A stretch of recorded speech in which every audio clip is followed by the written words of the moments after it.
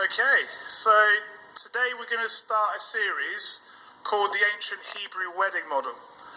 Now, for those that have maybe been in the walk a bit longer, are probably aware of this, especially what we're going to cover today. Today's going to be more foundational, going through the ancient wedding ceremony and how the reason I'm doing this is because Passover is just under 12 weeks away, and for some people that have not been doing this as long, you've probably only experienced the more traditional Passover Seder and the more traditional understanding behind it. And one thing that I find in the Torah Messianic movement is that Yeshua almost becomes a second place in the Passover, and there's so many things that we lose out on if we don't put Yeshua in the center of it.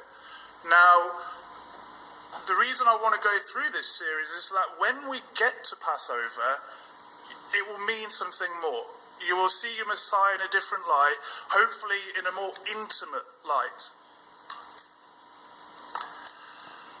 So we're going to look at the ancient Hebrew wedding models, but today we'll look more at the basic foundational stuff. Understanding this cultural aspect of Scripture helps us understand Scripture on a different level.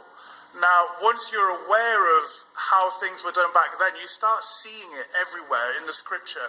Little hints here, little hints there, and you just get that, I never saw it that way before. You just gain a deeper appreciation for it. It will help you understand things in regards to prophecy.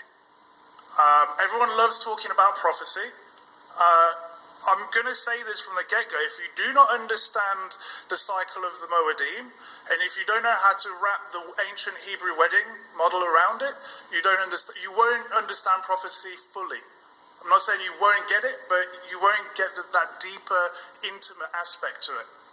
Again, once you're aware of these things, today what you'll find is that as I'm going through this, you're going to go, this is what Yeshua is talking about, or this is what that refers to. It helps us understand our relationship to our Messiah and our Bridegroom. Hopefully, we're hoping to become the bride, not to just get into the kingdom.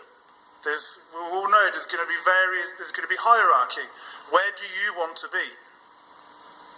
It will help us understand our walk in this faith and how we ought to be acting, and more specifically, how we should be preparing, not just coasting along. So, let's get down to the